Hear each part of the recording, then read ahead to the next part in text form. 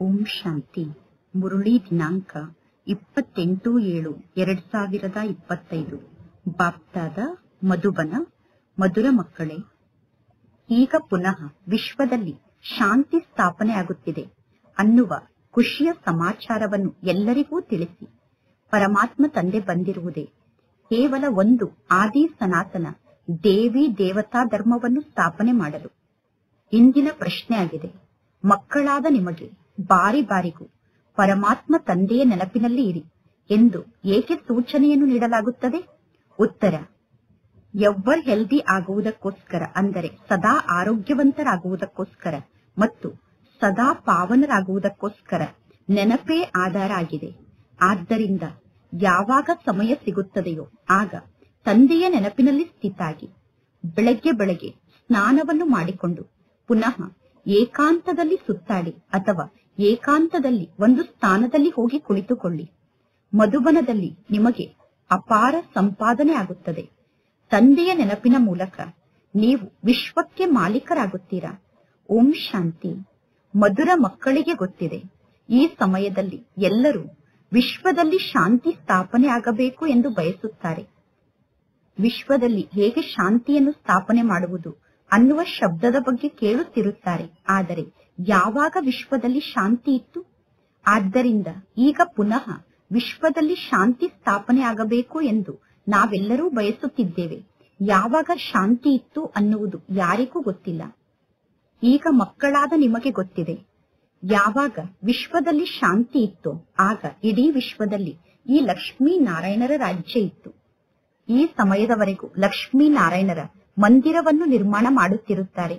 5000 ವರ್ಷದ ಮೊದಲು ವಿಶ್ವದಲ್ಲಿ ಶಾಂತಿ ಇತ್ತು. ಈಗ ಪುನಃ ಆ ಶಾಂತಿ ಸ್ಥಾಪನೆ ಆಗುತ್ತಿದೆ ಎಂದು ನೀವು ಯಾರಿಗೆ ಬೇಕಾದರೂ ತಿಳಿಸಬಹುದು.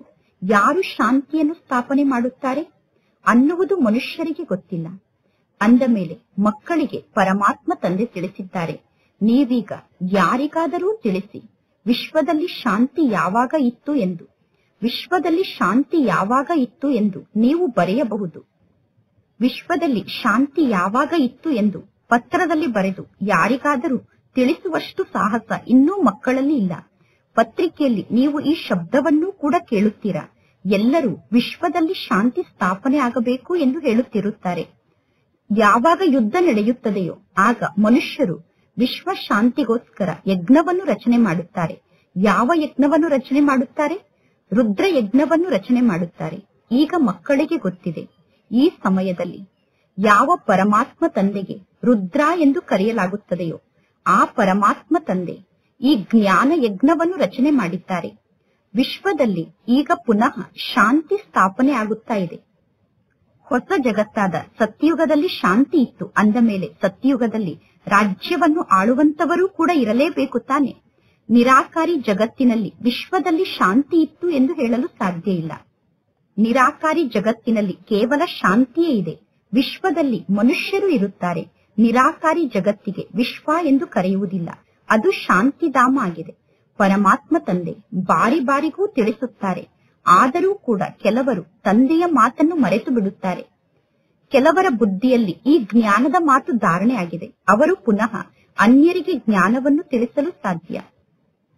ವಿಶ್ವದಲ್ಲಿ ಮೊದಲು ಶಾಂತಿಯ ಜಗತ್ತು ಹೇಗೆ ಇತ್ತು, ಈಗ ಪುನಃ ಹೇಗೆ ಶಾಂತಿ ಸ್ಥಾಪನೆ ಆಗುತ್ತಿದೆ ಅನ್ನುವುದನ್ನು ಯಾರಿಗಾದರೂ ತಿಳಿಸುವುದು ಬಹಳ ಸಹಜ ಮಾತಾಗಿದೆ.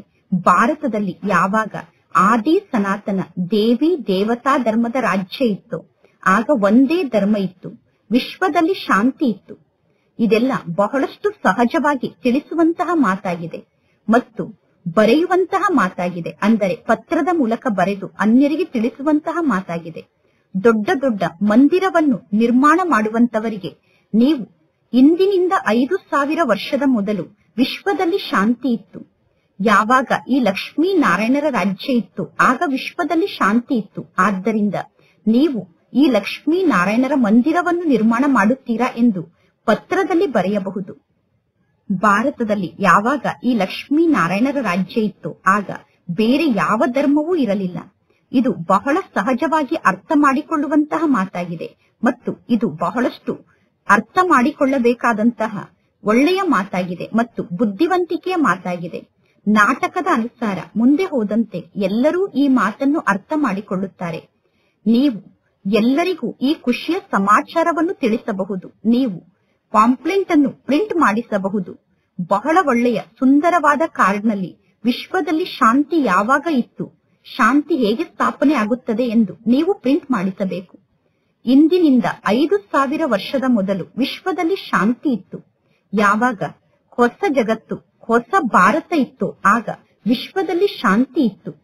ಲಕ್ಷ್ಮೀನಾರಾಯಣರ ರಾಜ್ಯ ಇತ್ತು ಅನ್ನುವುದನ್ನು ನೀವು ಕಾರ್ಡ್ನಲ್ಲಿ ಪ್ರಿಂಟ್ ಮಾಡಿಸಬಹುದು. ಈಗ ಪುನಃ ವಿಶ್ವದಲ್ಲಿ ಶಾಂತಿ ಸ್ಥಾಪನೆ ಆಗುತ್ತಾ ಇದೆ. ಈ ಎಲ್ಲಾ ಮಾತನ್ನು ಸ್ಮರಣೆ ಮಾಡಿದಾಗ ಮಕ್ಕಳಾದ ನಿಮಗೆ ಬಹಳಷ್ಟು ಖುಷಿಯಾಗಬೇಕು. ನಿಮಗೆ ಗೊತ್ತಿದೆ, ಪರಮಾತ್ಮ ತಂದೆಯನ್ನು ನೆನಪು ಮಾಡುವುದರಿಂದ ನಾವು ವಿಶ್ವಕ್ಕೆ ಮಾಲೀಕರಾಗುತ್ತೇವೆ. ಎಲ್ಲದಕ್ಕೂ ಆಧಾರ ಮಕ್ಕಳಾದ ನಿಮ್ಮ ಪುರುಷಾರ್ಥ ಆಗಿದೆ. ಪರಮಾತ್ಮ ತಂದೆ ತಿಳಿಸಿದ್ದಾರೆ, ಯಾವಾಗ ಸಮಯ ಸಿಗುತ್ತದೆಯೋ ಆಗ ತಂದೆಯ ನೆನಪಿನಲ್ಲಿ ಸ್ಥಿತಾಗಿ ಬೆಳಗ್ಗೆ ಸ್ನಾನವನ್ನು ಮಾಡಿ ಪುನಃ ಏಕಾಂತದಲ್ಲಿ ಸುತ್ತಾಡಿ ಅಥವಾ ಏಕಾಂತದಲ್ಲಿ ಒಂದು ಸ್ಥಾನದಲ್ಲಿ ಕುಳಿತುಕೊಳ್ಳಿ. ಇಲ್ಲಿ ನೀವು ಬಹಳಷ್ಟು ಸಂಪಾದನೆಯನ್ನು ಮಾಡಿಕೊಳ್ಳಬೇಕು. ಮಧುಬನದಲ್ಲಿ ಬಹಳಷ್ಟು ಸಂಪಾದನೆಯನ್ನು ಮಾಡಿಕೊಳ್ಳಬೇಕು. ಸದಾ ಆರೋಗ್ಯವಂತರಾಗುವುದಕ್ಕೋಸ್ಕರ, ಸದಾ ಪಾವನರಾಗುವುದಕ್ಕೋಸ್ಕರ ತಂದೆಯ ನೆನಪೇ ಆಧಾರ ಆಗಿದೆ. ಇಲ್ಲಿ ಬಲೆ ಸನ್ಯಾಸಿಗಳು ಕೂಡ ಪವಿತ್ರರಾಗಿ ಇರುತ್ತಾರೆ. ಆದರೆ ಸನ್ಯಾಸಿಗಳಿಗೆ ಅವಶ್ಯವಾಗಿ ಕಾಯಿಲೆಯಂತೂ ಇರುತ್ತದೆ ತಾನೆ. ಈ ಜಗತ್ತು ರೋಗಿಗಳ ಜಗತ್ತಾಗಿದೆ. ಸತ್ಯುಗ ನಿರೋಗಿಗಳ ಜಗತ್ತಾಗಿದೆ. ಈಗ ಈ ಎಲ್ಲಾ ಮಾತಿನ ಬಗ್ಗೆ ನಿಮಗೆ ಗೊತ್ತಿದೆ. ಸ್ವರ್ಗದಲ್ಲಿ ಎಲ್ಲರೂ ನಿರೋಗಿಯಾಗಿರುತ್ತಾರೆ ಅನ್ನುವುದು ಜಗತ್ತಿನಲ್ಲಿ ಯಾರಿಗೂ ಗೊತ್ತಿಲ್ಲ. ಸ್ವರ್ಗ ಎಂದು ಯಾವುದಕ್ಕೆ ಕರೆಯುತ್ತಾರೆ ಅನ್ನುವುದು ಕೂಡ ಯಾರಿಗೂ ಗೊತ್ತಿಲ್ಲ. ಈಗ ನಿಮಗೆ ಈ ಎಲ್ಲಾ ಮಾತಿನ ಬಗ್ಗೆ ಗೊತ್ತಿದೆ. ಪರಮಾತ್ಮ ತಂದೆ ತಿಳಿಸುತ್ತಾರೆ, ಯಾರೇ ಸಿಕ್ಕರು ನೀವು ಅವರಿಗೆ ಈ ಜ್ಞಾನದ ಮಾತನ್ನು ತಿಳಿಸಬಹುದು. ಯಾರಾದರೂ ತಮ್ಮನ್ನು ತಾವು ರಾಜಾರಾಣಿ ಎಂದು ಹೇಳಿಸಿಕೊಳ್ಳುತ್ತಿದ್ದರೆ ನೀವು ತಿಳಿದುಕೊಳ್ಳಿ. ಆದರೆ ವರ್ತಮಾನ ಸಮಯದಲ್ಲಿ ಯಾರು ರಾಜಾರಾಣಿಯಂತೂ ಇಲ್ಲ. ನೀವು ಹೇಳಬೇಕು, ಈಗ ನೀವು ರಾಜಾರಾಣಿಯಂತೂ ಅಲ್ಲ ತಾನೆ ಅನ್ನುವುದನ್ನು ನೀವು ಯಾರು ರಾಜಾರಾಣಿಯಾಗಿದ್ದರೋ ಅವರಿಗೂ ಕೂಡ ತಿಳಿಸಬೇಕು. ಈಗ ರಾಜಾರಾಣಿ ಇದ್ದಾರೆ ಅನ್ನುವ ಮಾತನ್ನು ಬುದ್ಧಿಯಿಂದ ತೆಗೆದು ಹಾಕಬೇಕು. ಮಹಾರಾಜ ಶ್ರೀನಾರಾಯಣ, ಮಹಾರಾಣಿ ಶ್ರೀಲಕ್ಷ್ಮಿಯ ರಾಜ್ಯಧಾನಿ ಈಗ ಪುನಃ ಸ್ಥಾಪನೆ ಆಗುತ್ತಿದೆ. ಅಂದ ಮೇಲೆ ಅವಶ್ಯವಾಗಿ ಈ ಸಮಯದಲ್ಲಿ ರಾಜಾರಾಣಿಯಂತೂ ಇರಲು ಸಾಧ್ಯ ಇಲ್ಲ. ನಾವೇ ರಾಜಾರಾಣಿ ಆಗಿದ್ದೆವು ಅನ್ನುವುದನ್ನು ನೀವು ಮರೆತು ಬಿಡಿ ಎಂದು ಯಾರು ರಾಜಾರಾಣಿ ಆಗಿದ್ದರೋ ಅವರಿಗೂ ನೀವು ತಿಳಿಸಬೇಕು. ಸಾಮಾನ್ಯ ಮನುಷ್ಯರಂತೆ ನೀವು ವ್ಯವಹಾರವನ್ನು ಮಾಡಿ. ರಾಜಾರಾಣಿಯ ಮನೆತನದವರ ಬಳಿ ಈಗಲೂ ಹಣ, ಚಿನ್ನ ಮುಂತಾದದ್ದು ಬಹಳಷ್ಟು ಇದೆ. ಈಗ ಗೌರ್ಮೆಂಟ್ ಎಂತಹ ಕಾಯ್ದೆಯನ್ನು ಪಾಸ್ ಮಾಡುತ್ತಿದೆ ಅಂದರೆ ಆ ಎಲ್ಲಾ ಚಿನ್ನ ಮತ್ತು ಹಣವನ್ನು ತೆಗೆದುಕೊಳ್ಳುವಂತಹ ಕಾಯ್ದೆಯನ್ನು ಪಾಸ್ ಮಾಡುತ್ತಿದೆ. ಎಲ್ಲವನ್ನೂ ಗೌರ್ಮೆಂಟ್ ತೆಗೆದುಕೊಂಡರೆ ನಂತರ ಅವರೂ ಕೂಡ ಸಾಮಾನ್ಯ ವ್ಯಕ್ತಿಗಳಂತೆ ಆಗಿಬಿಡುತ್ತಾರೆ. ಈಗ ಗೌರ್ಮೆಂಟ್ ಅವರ ಹಣವನ್ನು ತೆಗೆದುಕೊಳ್ಳಲು ಯುಕ್ತಿಯನ್ನು ರಚನೆ ಮಾಡುತ್ತಿದೆ. ಗಾಯನ ಕೂಡ ಇದೆ ತಾನೆ. ಕೆಲವರ ಸಂಪತ್ತು ಮಣ್ಣು ಪಾಲಾಗುತ್ತದೆ, ಕೆಲವರ ಸಂಪತ್ತನ್ನು ರಾಜರು ತಿನ್ನುತ್ತಾರೆ, ಅಂದರೆ ಗೌರ್ಮೆಂಟ್ನವರು ತೆಗೆದುಕೊಳ್ಳುತ್ತಾರೆ. ಈ ಸಮಯದಲ್ಲಿ ರಾಜರಂತೂ ಯಾರ ಸಂಪತ್ತನ್ನು ತಿನ್ನುವುದಿಲ್ಲ, ಏಕೆಂದರೆ ಈ ಸಮಯದಲ್ಲಿ ರಾಜರಂತೂ ಇಲ್ಲ. ಪ್ರಜೆಗಳ ಸಂಪತ್ತನ್ನು ಪ್ರಜೆಗಳೇ ತಿನ್ನುತ್ತಿದ್ದಾರೆ. ವರ್ತಮಾನ ಸಮಯದ ರಾಜ್ಯ ಬಹಳಷ್ಟು ವಿಚಿತ್ರವಾದ ರಾಜ್ಯ ಆಗಿದೆ. ಯಾವಾಗ ರಾಜರ ಹೆಸರು ಸಂಪೂರ್ಣವಾಗಿ ಸಮಾಪ್ತಿಯಾಗುತ್ತದೆಯೋ ಆಗ ಪುನಃ ಹೊಸ ರಾಜಧಾನಿ ಸ್ಥಾಪನೆ ಆಗುತ್ತದೆ. ಈಗ ಮಕ್ಕಳಿಗೆ ಗೊತ್ತಿದೆ, ನಾವೀಗ ಸತ್ಯುಗಕ್ಕೆ ಹೋಗುತ್ತಿದ್ದೇವೆ. ನಾವು ಎಂತಹ ಜಗತ್ತಿಗೆ ಹೋಗುತ್ತಿದ್ದೇವೆ ಅಂದರೆ ಅಲ್ಲಿ ವಿಶ್ವದಲ್ಲಿ ಶಾಂತಿ ಇರುತ್ತದೆ. ಸತ್ಯುಗ ಸುಖಧಾಮ ಆಗಿದೆ, ಸತೋ ಪ್ರಧಾನ ಜಗತ್ತಾಗಿದೆ. ಅಂದ ಮೇಲೆ ನಾವು ಆ ಸತ್ಯುಗಕ್ಕೆ ಹೋಗುವುದಕ್ಕೋಸ್ಕರ ಪುರುಷಾರ್ಥವನ್ನು ಮಾಡುತ್ತಿದ್ದೇವೆ.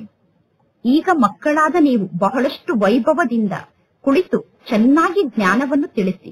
ಸ್ಥೂಲ ರೂಪದ ಕೃತಕವಾದ ವೈಭವದ ಅವಶ್ಯಕತೆ ಇಲ್ಲ, ಅಂದರೆ ಸ್ಥೂಲ ಶೃಂಗಾರದ ಅವಶ್ಯಕತೆ ಇಲ್ಲ. ವರ್ತಮಾನ ಸಮಯದಲ್ಲಿ ಸ್ಥೂಲವಾದ ಕೃತಕ ರೂಪದ ಶೃಂಗಾರ ಬಹಳಷ್ಟು ಹುಟ್ಟಿಕೊಂಡಿದೆ. ಇಲ್ಲಿ ಪಕ್ಕಾ ಬ್ರಹ್ಮ ಕುಮಾರಿಯರು ಬೇಕು. ಬ್ರಾಹ್ಮಣರಾದ ನೀವು ಬ್ರಹ್ಮ ತಂದೆಯ ಜೊತೆಗೆ ವಿಶ್ವದಲ್ಲಿ ಶಾಂತಿಯನ್ನು ಸ್ಥಾಪನೆ ಮಾಡುವಂತಹ ಕಾರ್ಯವನ್ನು ಮಾಡುತ್ತಿದ್ದೀರಾ. ಇಂತಹ ಶಾಂತಿಯನ್ನು ಸ್ಥಾಪನೆ ಮಾಡುವಂತಹ ಮಕ್ಕಳು ಬಹಳಷ್ಟು ಶಾಂತ ಚಿತ್ತರಾಗಿರಬೇಕು ಮತ್ತು ಬಹಳಷ್ಟು ಮಧುರರಾಗಿರಬೇಕು. ವಿಶ್ವದಲ್ಲಿ ಶಾಂತಿಯನ್ನು ಸ್ಥಾಪನೆ ಮಾಡುತ್ತಿರುವಂತಹ ನೀವು ಬಹಳಷ್ಟು ಶಾಂತ ಚಿತ್ತರಾಗಿರಬೇಕು ಮತ್ತು ಬಹಳಷ್ಟು ಮಧುರರಾಗಿರಬೇಕು. ಏಕೆಂದರೆ ನಿಮಗೆ ಗೊತ್ತಿದೆ, ವಿಶ್ವದಲ್ಲಿ ಶಾಂತಿಯನ್ನು ಸ್ಥಾಪನೆ ಮಾಡಲು ನಾವೇ ನಿಮಿತ್ತರಾಗಿದ್ದೇವೆ. ಅಂದ ಮೇಲೆ ಮೊದಲು ನಮ್ಮ ಆಂತರ್ಯದಲ್ಲಿ ಬಹಳಷ್ಟು ಶಾಂತಿ ಇರಬೇಕು. ನಾವು ಬಹಳ ನಿಧಾನವಾಗಿ ಮಾತನಾಡಬೇಕು, ಬಹಳಷ್ಟು ರಾಯಲ್ಟಿಯಿಂದ ಮಾತನಾಡಬೇಕು. ನೀವು ಬಹಳಷ್ಟು ಗುಪ್ತ ಆಗಿದ್ದೀರಾ. ನಿಮ್ಮ ಬುದ್ಧಿಯಲ್ಲಿ ಅವಿನಾಶಿ ಜ್ಞಾನರತ್ನದ ಖಜಾನೆ ತುಂಬುತ್ತಿದೆ. ಪರಮಾತ್ಮ ತಂದೆಗೆ ನೀವು ವಾರಸುದಾರರಾಗಿದ್ದೀರಾ. ಪರಮಾತ್ಮ ತಂದೆಯ ಬಳಿ ಎಷ್ಟು ಖಜಾನೆ ಇದೆಯೋ ಆ ಖಜಾನೆಯನ್ನು ಸಂಪೂರ್ಣವಾಗಿ ನೀವು ಸ್ವಯಂನಲ್ಲಿ ತುಂಬಿಕೊಳ್ಳಬೇಕು. ಸಂಪೂರ್ಣ ಆಸ್ತಿಯೇ ನಿಮ್ಮದಾಗಿದೆ. ಆದರೆ ಆ ಸಂಪೂರ್ಣ ಆಸ್ತಿಯನ್ನು ಪಡೆದುಕೊಳ್ಳಲು ನೀವು ಸಾಹಸವನ್ನು ಮಾಡುವುದಿಲ್ಲ. ಸಂಪೂರ್ಣ ಆಸ್ತಿಯನ್ನು ಪಡೆದುಕೊಳ್ಳುವಂತವರೇ ಶ್ರೇಷ್ಠ ಪದವಿಯನ್ನು ಪಡೆದುಕೊಳ್ಳುತ್ತಾರೆ. ಯಾರಿಗಾದರೂ ಜ್ಞಾನವನ್ನು ತಿಳಿಸುವಂತಹ ಆಸಕ್ತಿ ನಿಮ್ಮಲ್ಲಿ ಬಹಳಷ್ಟು ಇರಬೇಕು. ಭಾರತವನ್ನು ನಾವು ಪುನಃ ಸ್ವರ್ಗವನ್ನಾಗಿ ಮಾಡಬೇಕು.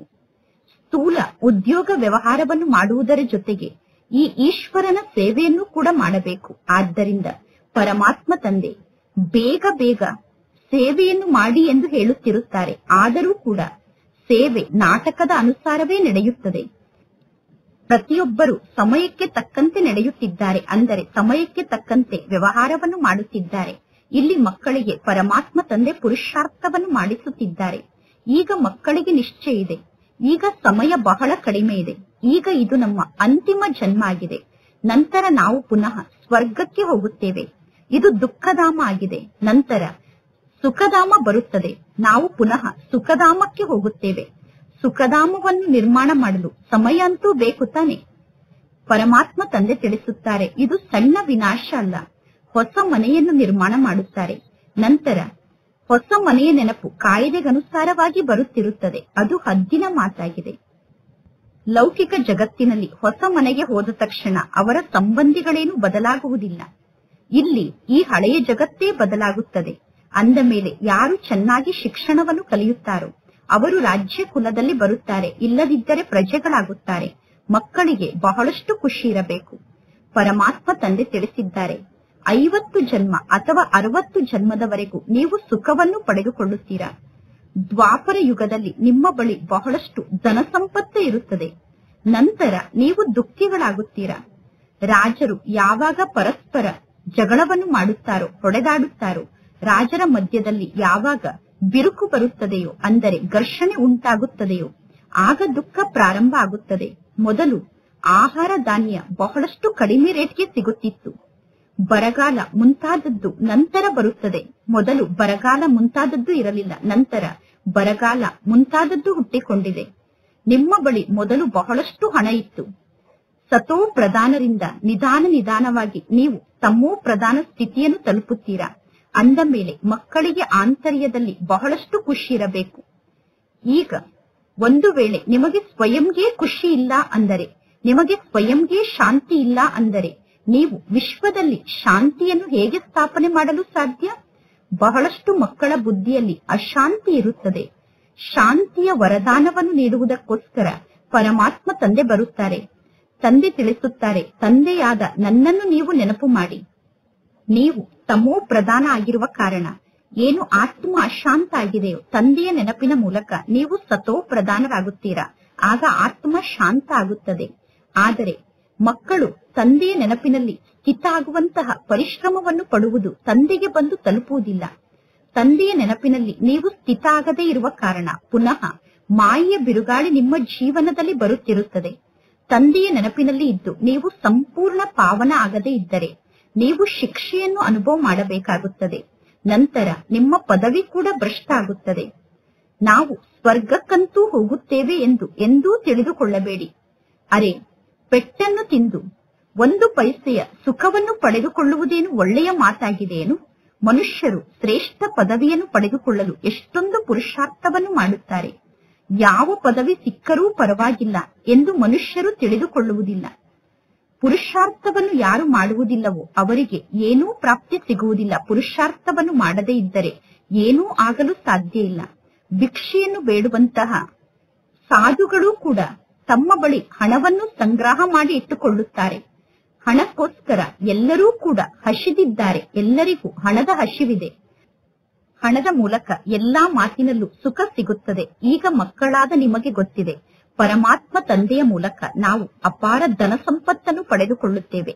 ಕಡಿಮೆ ಪುರುಷಾರ್ಥವನ್ನು ಮಾಡಿದರೆ ಕಡಿಮೆ ಧನ ಸಂಪತ್ತು ಪ್ರಾಪ್ತಿಯಾಗುತ್ತದೆ. ತಂದೆ ಧನ ಸಂಪತ್ತನ್ನು ನೀಡುತ್ತಾರೆ. ಪರಮಾತ್ಮ ತಂದೆ ತಿಳಿಸುತ್ತಾರೆ, ಹಣ ಇದ್ದರೆ ನೀವು ಬೇಕಾದರೆ ಅಮೆರಿಕಾವನ್ನು ಕೂಡ ಸುತ್ತಾಡಿ ಬನ್ನಿ.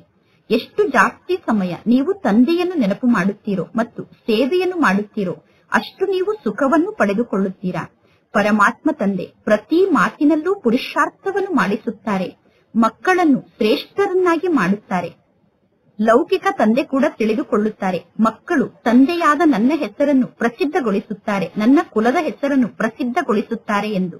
ಇಲ್ಲಿ ಮಕ್ಕಳಾದ ನೀವು ಈ ಈಶ್ವರನ ಕುಲದ ಹೆಸರನ್ನು ಪ್ರಸಿದ್ಧಗೊಳಿಸಬೇಕು. ಪರಮಾತ್ಮ ತಂದೆಯ ಹೆಸರನ್ನು ಪ್ರಸಿದ್ಧಗೊಳಿಸಬೇಕು. ಸತ್ಯ ತಂದೆ, ಸತ್ಯ ಶಿಕ್ಷಕ, ಸದ್ಗುರು ಪರಮಾತ್ಮ ತಂದೆಯಾಗಿದ್ದಾರೆ ತಾನೆ. ಸರ್ವಶ್ರೇಷ್ಠ ತಂದೆ, ಸರ್ವಶ್ರೇಷ್ಠ ಸತ್ಯ ಸದ್ಗುರು ಆಗಿದ್ದಾರೆ ಅನ್ನುವುದನ್ನು ಪರಮಾತ್ಮ ತಂದೆ ಎಲ್ಲರಿಗೂ ತಿಳಿಸಿದ್ದಾರೆ. ಗುರು ಅಂದರೆ ಕೇವಲ ಒಬ್ಬರೇ ಆಗಿರುತ್ತಾರೆ. ಒಬ್ಬರನ್ನು ಬಿಟ್ಟು ಬೇರೆ ಯಾರೂ ಗುರು ಆಗಲು ಸಾಧ್ಯ ಇಲ್ಲ ಅನ್ನುವ ಮಾತನ್ನು ತಂದೆ ತಿಳಿಸಿದ್ದಾರೆ. ಸರ್ವರ ಸದ್ಗತಿದಾತ ಒಬ್ಬ ಪರಮಾತ್ಮ ತಂದೆಯಾಗಿದ್ದಾರೆ ಅನ್ನುವುದೂ ಕೂಡ ಈಗ ನಿಮಗೆ ಗೊತ್ತಿದೆ. ಈಗ ನೀವು ಪಾರಸ ಬುದ್ಧಿವುಳ್ಳವರಾಗುತ್ತಿದ್ದೀರಾ. ಪಾರಸಪುರಿಯಲ್ಲಿ ಪಾರಸನಾಥ ರಾಜ ಮತ್ತು ಪಾರಸನಾಥ ರಾಣಿ ಆಗುತ್ತಾರೆ. ಅಂದ ಮೇಲೆ ಇದು ಎಷ್ಟೊಂದು ಸಹಜ ಮಾತಾಗಿದೆ. ಭಾರತ ಚಿನ್ನದ ಯುಗ ಆಗಿತ್ತು. ಭಾರತ ಚಿನ್ನದ ಜಗತ್ತಾಗಿದ್ದಾಗ ಹೇಗೆ ವಿಶ್ವದಲ್ಲಿ ಶಾಂತಿ ಇತ್ತು? ಈ ಲಕ್ಷ್ಮೀನಾರಾಯಣರ ಚಿತ್ರದ ಬಗ್ಗೆ ನೀವು ಯಾರಿಗೆ ಬೇಕಾದರೂ ತಿಳಿಸಬಹುದು. ಸ್ವರ್ಗದಲ್ಲಿ ಶಾಂತಿ ಇತ್ತು, ಈಗ ಇದು ನರಕ ಆಗಿದೆ. ಈ ನರಕದಲ್ಲಿ ಅಶಾಂತಿ ಇದೆ. ಸ್ವರ್ಗದಲ್ಲಿ ಈ ಲಕ್ಷ್ಮೀನಾರಾಯಣರ ರಾಜ್ಯ ಇರುತ್ತದೆ. ಶ್ರೀಕೃಷ್ಣನಿಗೆ ರಾಜಕುಮಾರ ಎಂದು ಕರೆಯುತ್ತಾರೆ, ಶ್ರೀಕೃಷ್ಣನಿಗೆ ಭಗವಂತ ಎಂದು ಕರೆಯುತ್ತಾರೆ. ಆದರೆ ಕೃಷ್ಣ ಸತ್ಯುಗದ ದೇವತೆ ಆಗಿದ್ದಾರೆ. ಹಾಗೆ ನೋಡಿದರೆ ರಾಜರು ಬಹಳಷ್ಟು ಜನ ಇದ್ದಾರೆ. ಯಾರ ಬಳಿ ಬಹಳಷ್ಟು ಜಮೀನು ಇರುತ್ತದೆಯೋ, ಯಾರ ಬಳಿ ಜಾಸ್ತಿ ಜಮೀನು ಇರುತ್ತದೆಯೋ ಅವರಿಗೆ ಲ್ಯಾಂಡ್ ಲಾರ್ಡ್ ಅಂದರೆ ಜಮೀನುದಾರರು ಎಂದು ಕರೆಯುತ್ತಾರೆ. ಶ್ರೀಕೃಷ್ಣ ಇಡೀ ವಿಶ್ವಕ್ಕೆ ರಾಜಕುಮಾರ ಆಗಿದ್ದರು. ಕೃಷ್ಣ ರಾಜಕುಮಾರ ಆಗಿದ್ದಾಗ ಇಡೀ ವಿಶ್ವದಲ್ಲಿ ಶಾಂತಿ ಇತ್ತು. ರಾಧಾಕೃಷ್ಣರೇ ನಂತರ ಲಕ್ಷ್ಮೀನಾರಾಯಣ ಆಗುತ್ತಾರೆ ಅನ್ನುವುದು ಯಾರಿಗೂ ಕೂಡ ಗೊತ್ತಿಲ್ಲ. ನಿಮ್ಮ ಬಗ್ಗೆ ಜಗತ್ತಿನ ಜನ ಎಷ್ಟೊಂದು ಮಾತನ್ನು ಹುಟ್ಟಿಸಿಕೊಂಡು ಹೇಳುತ್ತಾರೆ. ನಿಮ್ಮ ಬಳಿ ಬಂದು ಎಷ್ಟೊಂದು ಗಲಾಟೆಯನ್ನು ಮಾಡುತ್ತಾರೆ. ಇವರು ಎಲ್ಲರನ್ನೂ ಅಣ್ಣ ತಂಗಿಯನ್ನಾಗಿ ಮಾಡುತ್ತಾರೆ ಎಂದು ನಿಮ್ಮ ಬಗ್ಗೆ ಜನ ಮಾತನಾಡುತ್ತಾರೆ. ಆದ್ದರಿಂದ ಅವರಿಗೆ ತಿಳಿಸಲಾಗುತ್ತದೆ, ಇಲ್ಲಿರುವವರೆಲ್ಲ ಪ್ರಜಾಪಿತ ಬ್ರಹ್ಮನ ಮುಖವಂಶಾವಳಿಗಳಾಗಿದ್ದಾರೆ.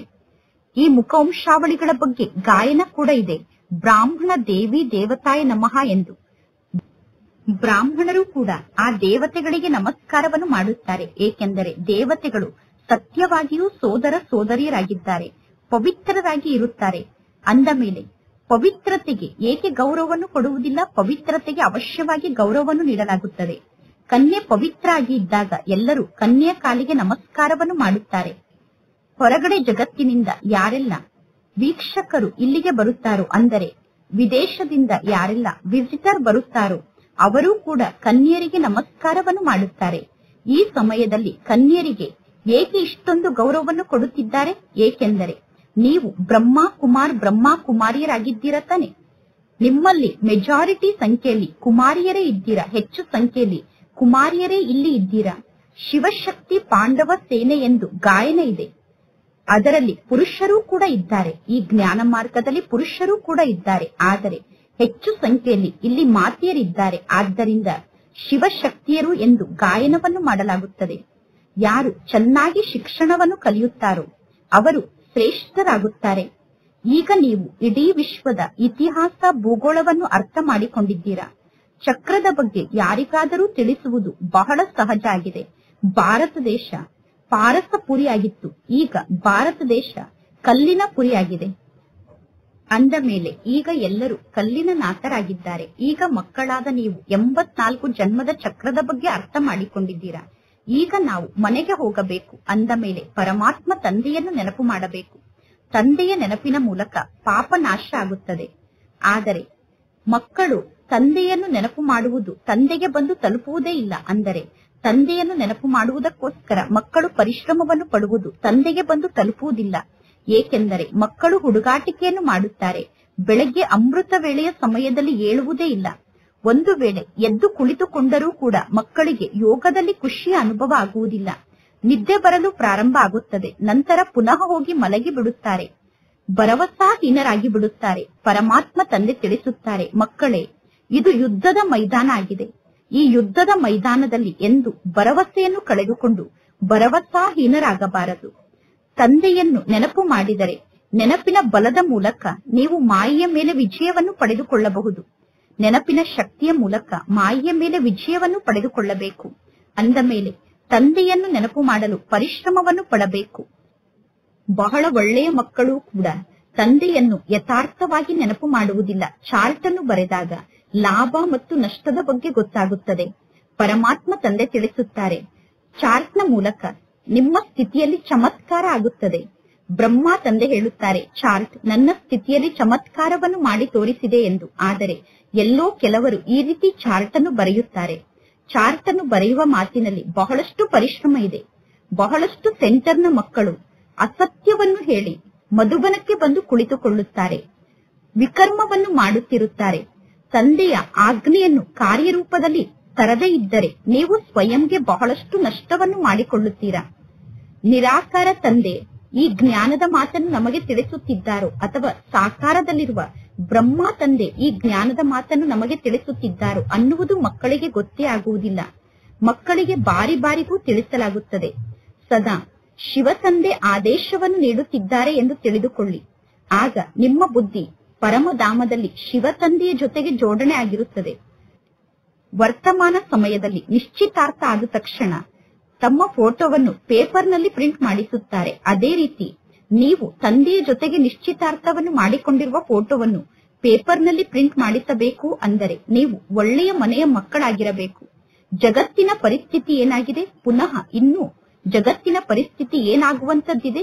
ಈಗ ಮಕ್ಕಳಾದ ನಿಮಗೆ ಗೊತ್ತಿದೆ, ಜಗತ್ತಿನಲ್ಲಿ ಅನೇಕ ಪ್ರಕಾರದ ಮತ ಇದೆ.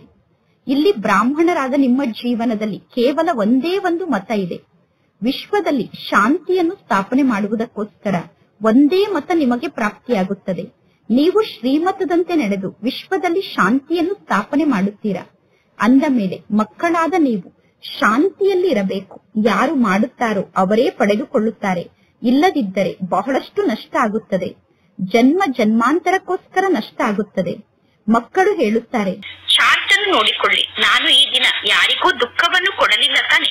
ಪರಮಾತ್ಮ ತಂದೆ ತಿಳಿಸುತ್ತಾರೆ, ಈ ಸಮಯದಲ್ಲಿ ನಿಮ್ಮ ಒಂದೊಂದು ಕ್ಷಣ ಕೂಡ ಬಹಳಷ್ಟು ಅಮೂಲ್ಯ ಆಗಿದೆ. ಪೆಟ್ಟನ್ನು ತಿಂದು ನಂತರ ಸಣ್ಣ ತುಂಡು ರೊಟ್ಟಿಯನ್ನು ಪಡೆದುಕೊಳ್ಳುವುದು ಏನೂ ದೊಡ್ಡ ಮಾತಲ್ಲ. ನೀವೀಗ ಬಹಳಷ್ಟು ಧನವಂತರಾಗಬೇಕು ಎಂದು ಬಯಸುತ್ತೀರ ತಾನೆ. ಮೊದಲು ಯಾರು ಪೂಜ್ಯರಾಗಿದ್ದರೋ ಈಗ ಅವರೇ ಪೂಜಾರಿಗಳಾಗಿದ್ದಾರೆ. ಮೊದಲು ಪೂಜಾರಿಗಳಾದಾಗ ನಿಮ್ಮ ಬಳಿ ಎಷ್ಟು ಧನ ಸಂಪತ್ತು ಇರುತ್ತದೆ ಅಂದರೆ ನೀವು ಸೋಮನಾಥನ ಮಂದಿರವನ್ನು ಪೂಜೆ ಮಾಡುವುದಕ್ಕೋಸ್ಕರ ನಿರ್ಮಾಣ ಮಾಡುತ್ತೀರಾ. ಇದೆಲ್ಲ ಲೆಕ್ಕ ಆಗಿದೆ. ಮಕ್ಕಳಿಗೆ ಪುನಃ ಪರಮಾತ್ಮ ತಂದೆ ತಿಳಿಸುತ್ತಾರೆ, ನಿಮ್ಮ ಚಾರ್ಟ್ ಅನ್ನು ನೋಡಿಕೊಳ್ಳಿ, ಆಗ ನಿಮಗೆ ಬಹಳಷ್ಟು ಲಾಭ ಆಗುತ್ತದೆ. ಜ್ಞಾನದ ಪಾಯಿಂಟ್ ಅನ್ನು ನೋಟ್ ಮಾಡಿಕೊಳ್ಳಬೇಕು. ಎಲ್ಲರಿಗೂ ತಂದೆಯ ಸಂದೇಶವನ್ನು ತಿಳಿಸಬೇಕು. ಸುಮ್ಮನೆ ಕುಳಿತುಕೊಳ್ಳಬೇಡಿ. ಟ್ರೈನ್ನಲ್ಲೂ ಕೂಡ ನೀವು ಜ್ಞಾನವನ್ನು ತಿಳಿಸಿ ಅವರಿಗೆ ಲಿಟರೇಚರ್ ಅನ್ನು ಕೊಡಬಹುದು. ಈ ಪುಸ್ತಕದಲ್ಲಿ ಕೋಟಿಯಷ್ಟು ಬೆಲೆ ಬಾಳುವಂತಹ ಅಮೂಲ್ಯ ಆಸ್ತಿ ಇದೆ ಎಂದು ಅವರಿಗೆ ತಿಳಿಸಬೇಕು. ಲಕ್ಷ್ಮೀ ನಾರಾಯಣರು ಯಾವಾಗ ಭಾರತದಲ್ಲಿ ರಾಜ್ಯವನ್ನು ಆಳುತ್ತಿದ್ದರೋ ಆಗ ವಿಶ್ವದಲ್ಲಿ ಶಾಂತಿ ಇತ್ತು. ಈಗ ಪರಮಾತ್ಮ ತಂದೆ ಪುನಃ ಅಂತಹ ರಾಜಧಾನಿಯನ್ನು ಸ್ಥಾಪನೆ ಮಾಡುವುದಕ್ಕೋಸ್ಕರ ಈ ಸೃಷ್ಟಿಗೆ ಬಂದಿದ್ದಾರೆ. ನೀವು ಪರಮಾತ್ಮ ತಂದೆಯನ್ನು ನೆನಪು ಮಾಡಿ, ಆಗ ನಿಮ್ಮ ವಿಕರ್ಮ ವಿನಾಶ ಆಗುತ್ತದೆ ಮತ್ತು ವಿಶ್ವದಲ್ಲಿ ಶಾಂತಿ ಸ್ಥಾಪನೆ ಆಗುತ್ತದೆ ಎಂದು ಎಲ್ಲರಿಗೂ ತಿಳಿಸಬೇಕು. ಒಳ್ಳೆಯದು. ಮಧುರಾತಿ ಮಧುರ ಅಗಲಿ ಹೋಗಿ ಮರಳಿ ಸಿಕ್ಕಿರುವ ಮಕ್ಕಳ ಪ್ರತಿ ಮಾತ್ಪಿತಾ ಬಾಪ್ತಾದರವರ ನೆನಪು, ಪ್ರೀತಿ ಹಾಗೂ ಸುಪ್ರಭಾತ. ಆತ್ಮಿಕ ಮಕ್ಕಳಿಗೆ ಆತ್ಮಿಕ ತಂದೆಯ ನಮಸ್ತೆ. ಆತ್ಮಿಕ ತಂದೆಗೆ ಆತ್ಮಿಕ ಮಕ್ಕಳ ನೆನಪು, ಪ್ರೀತಿ ಹಾಗೂ ನಮಸ್ತೆ ನಮಸ್ತೆ ನಮಸ್ತೆ. ಧಾರಣೆಗೋಸ್ಕರ ಮುಖ್ಯ ಸಾರ. ಫಸ್ಟ್ ಪಾಯಿಂಟ್, ನಾವು ವಿಶ್ವದಲ್ಲಿ ಶಾಂತಿಯನ್ನು ಸ್ಥಾಪನೆ ಮಾಡಲು ನಿಮಿತ್ತ ಆದಂತಹ ಬ್ರಾಹ್ಮಣರಾಗಿದ್ದೇವೆ. ಅಂದ ಮೇಲೆ ನಾವು ಬಹಳಷ್ಟು ಶಾಂತ ಚಿತ್ತರಾಗಿ ಇರಬೇಕು. ಬಹಳ ನಿಧಾನವಾಗಿ ಮಾತನಾಡಬೇಕು ಅಥವಾ ಬಹಳಷ್ಟು ರಾಯಲ್ಟಿಯಿಂದ ಮಾತನಾಡಬೇಕು. ಸೆಕೆಂಡ್ ಪಾಯಿಂಟ್, ಹುಡುಗಾಟಿಕೆಯನ್ನು ಬಿಟ್ಟು ತಂದೆಯನ್ನು ನೆನಪು ಮಾಡುವಂತಹ ಪರಿಶ್ರಮವನ್ನು ಪಡಬೇಕು. ನೆನಪನ್ನು ಮಾಡುವ ವಿಷಯದಲ್ಲಿ ಎಂದು ಭರವಸೆಯನ್ನು ಕಳೆದುಕೊಂಡು ಭರವಸಾಹೀನರಾಗಬಾರದು. ಇಂದಿನ ವರದಾನ ಆಗಿದೆ. ಪೇಪರ್ ಅನ್ನು ನೋಡಿ ಭಯಪಡುವ ಬದಲು ಫುಲ್ ಸ್ಟಾಪ್ ಅನ್ನು ಇಟ್ಟು ಫುಲ್ ಪಾಸ್ ಆಗುವಂತಹ ಸಫಲತಾ ಮೂರ್ತಿಗಳಾಗಿ. ಯಾವಾಗ ಯಾವುದಾದರೂ ಪ್ರಕಾರದ ಪೇಪರ್ ನಿಮ್ಮ ಸಮ್ಮುಖಕ್ಕೆ ಬರುತ್ತದೆಯೋ ಆ ಪೇಪರ್ ಅನ್ನು ನೋಡಿ ಭಯಪಡಬೇಡಿ. ಕ್ವಶನ್ ಮಾರ್ಕ್ ಅನ್ನು ಇಡಬೇಡಿ. ಏಕೆ ಇಂತಹ ಪೇಪರ್ ಬಂತು ಎಂದು ವಿಚಾರ ಮಾಡುತ್ತಾ ಸಮಯವನ್ನು ವ್ಯರ್ಥವಾಗಿ ಕಳೆಯಬೇಡಿ. ಕ್ವಶನ್ ಮಾರ್ಕ್ ಅನ್ನು ಸಮಾಪ್ತಿ ಮಾಡಿಕೊಂಡು ಫುಲ್ ಸ್ಟಾಪ್ ಅನ್ನು ಇಡಿ. ಆಗ ನೆಕ್ಸ್ಟ್ ಕ್ಲಾಸಿಗೆ ಹೋಗುತ್ತೀರಾ, ಅಂದರೆ ಆ ಪೇಪರ್ ನಲ್ಲಿ ಪಾಸ್ ಆಗುತ್ತೀರಾ. ಫುಲ್ ಸ್ಟಾಪ್ ಅನ್ನು ಇಡುವಂತವರು ಫುಲ್ ಪಾಸ್ ಆಗುತ್ತಾರೆ. ಏಕೆಂದರೆ ಫುಲ್ ಸ್ಟಾಪ್ ಅಂದರೆ ಬಿಂದುವಿನ ಸ್ಥಿತಿಯಾಗಿದೆ. ನೋಡಿದರೂ ನೋಡದಂತೆ ಇರಬೇಕು, ಕೇಳಿದರೂ ಕೇಳದಂತೆ ಇರಬೇಕು. ಪರಮಾತ್ಮ ತಂದೆ ಏನನ್ನು ತಿಳಿಸುತ್ತಿದ್ದಾರೋ ಅದನ್ನೇ ಕೇಳಬೇಕು. ತಂದೆ ಏನನ್ನು ನೀಡಿದ್ದಾರೋ ಅದನ್ನೇ ನೋಡಬೇಕು. ಆಗ ಫುಲ್ ಪಾಸ್ ಆಗುತ್ತೀರಾ. ಮತ್ತು ಫುಲ್ ಪಾಸ್ ಆದಂತಹ ಆತ್ಮರ ಸಂಕೇತ ಅಂದರೆ ಅವರು ಏರುವ ಕಲೆಯ ಅನುಭವವನ್ನು ಮಾಡುತ್ತಾ ಸಫಲತೆಯ ನಕ್ಷತ್ರ ಆಗಿ ಬಿಡುತ್ತಾರೆ. ಇಂದಿನ ಸ್ಲೋಗನ್ ಆಗಿದೆ, ಸ್ವ ಉನ್ನತಿಯನ್ನು ಮಾಡಿಕೊಳ್ಳುವುದಕ್ಕೋಸ್ಕರ ಕ್ವಶನ್, ಕರೆಕ್ಷನ್, ಕೊಟೇಶನ್ ಅನ್ನು ತ್ಯಾಗ ಮಾಡಿ ಸದಾ ನಿಮ್ಮ ಕನೆಕ್ಷನ್ ಅನ್ನು ತಂದೆಯ ಜೊತೆಗೆ ಸರಿಯಾಗಿ ಜೋಡಣೆ ಮಾಡಿ. ಇಂದಿನ ಅವ್ಯಕ್ತ ಸೂಚನೆಯಾಗಿದೆ. ಸಂಕಲ್ಪ ಶಕ್ತಿಯನ್ನು ಜಮಾ ಮಾಡಿಕೊಂಡು ಶ್ರೇಷ್ಠ ಸೇವೆಗೋಸ್ಕರ ನಿಮಿತ್ತಾಗಿ ಅಂತಿಮ ಸಮಯದಲ್ಲಿ ನಿಮ್ಮ ರಕ್ಷಣೆಗೋಸ್ಕರ ಮನಸಾ ಶಕ್ತಿಯೇ ಸಾಧನ ಆಗುತ್ತದೆ. ಮನಸಾ ಶಕ್ತಿಯ ಮೂಲಕ ಸ್ವಯಂನ ಅಂತ್ಯವನ್ನು ಸುಂದರವಾಗಿ ರೂಪಿಸಿಕೊಳ್ಳಲು ನಿಮಿತ್ತ ಆಗುತ್ತೀರಾ. ಈ ಸಮಯದಲ್ಲಿ ಮನಸ್ಸಿನ ಶಕ್ತಿ ಅಂದರೆ ಶ್ರೇಷ್ಠ ಸಂಕಲ್ಪದ ಶಕ್ತಿಯನ್ನು ಒಂದು ಕಡೆ ಜೋಡಣೆ ಮಾಡಿ. ಅಂದರೆ ಒಬ್ಬ ತಂದೆಯ ಜೊತೆಗೆ ನಮ್ಮ ಲೈನ್ ಕ್ಲಿಯರ್ ಆಗಿರಬೇಕು. ಬುದ್ಧಿಯ ಲೈನ್ ಒಬ್ಬ ತಂದೆಯ ಜೊತೆಗೆ ಕ್ಲಿಯರ್ ಆಗಿ ಜೋಡಣೆ ಆಗಿರಬೇಕು. ಬೇಹದ್ದಿನ ಸೇವೆಯನ್ನು ಮಾಡುವುದಕ್ಕೋಸ್ಕರ, ಸ್ವಯಂನ ರಕ್ಷಣೆಗೋಸ್ಕರ ಮನಸಾ ಶಕ್ತಿ ಮತ್ತು ನಿರ್ಭಯತೆಯ ಶಕ್ತಿಯನ್ನು ಜಮಾ ಮಾಡಿಕೊಳ್ಳಿ. ಒಳ್ಳೆಯದು. ಓಂ ಶಾಂತಿ.